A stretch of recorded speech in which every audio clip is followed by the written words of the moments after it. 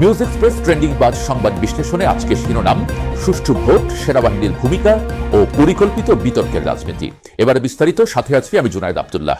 জাতীয় নির্বাচনের আগে সরকার ও রাষ্ট্রীয় প্রতিষ্ঠানগুলো যখন সুষ্ঠু ভোট আয়োজনের দিকে এগোচ্ছে, তখন সবচেয়ে বড় চ্যালেঞ্জ হয়ে উঠছে আস্থা ও নিরাপত্তা একসঙ্গে নিশ্চিত করা।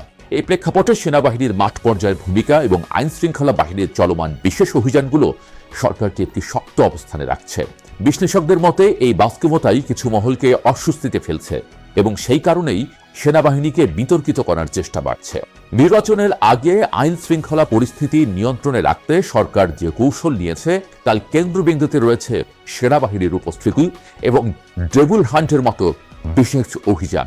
এসব অভিযানে অপরাধী চক্র, অবৈধ অস্ত্রধারী ও সহিংস নেটওয়ার্কের ওপর চাপ তৈরি হয়েছে। মাঠের বাস্তবতায় বড় ধরনের বিশৃঙ্খলা বা সংগঠিত সহিংসতা এখনো দেখা না যাওয়াকে নিরাপত্তা ব্যবস্থার কার্যকারিতার প্রমাণ হিসেবেই দেখা হচ্ছে।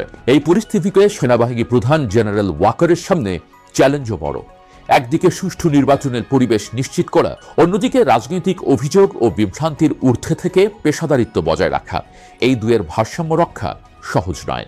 বিশ্লেষকদের মতে ঠিক এই জায়গাতেই সেনাবাহিনীর ভূমিকা প্রশ্নবিদ্ধ করতে পরিকল্পিত প্রচারণা চলছে। কারণ সেনাবাহিনী যদি নিরপেক্ষ ও দৃঢ় থাকে, তাহলে সহিংসতা, ভয়ভীতি বা নির্বাচন ভণ্ডুল করার সুযোগ অনেকটাই কমে যায়। সরকারের অবস্থান স্পষ্ট, ভোট হবে শান্তিপূর্ণভাবে এবং রাষ্ট্রীয় প্রতিষ্ঠানগুলো সেই লক্ষ্যেই কাজ করবে। সেনাবাহিনী এখানে কোনো রাজনৈতিক পক্ষ নয়, তারা দায়িত্ব পালন করছে সংবিধান ও রাষ্ট্রীয় নির্দেশনার আলোকে। অতীতে সংকটকালে সেনাবাহিনীর পেশাদার ভূমিকা যেমন আস্থা তৈরি করেছে, এবারও তার ব্যতিক্রম হওয়ার কারণ দেখছেন না নিরাপত্তা বিশ্লেষকরা।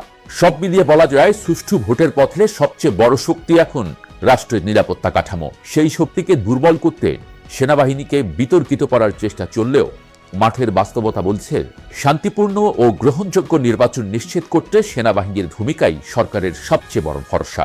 আজ এ পর্যন্তই। আবারও দেখা হবে নতুন বিষয় নিয়ে। সে পর্যন্ত ভালো থাকুন সবাই।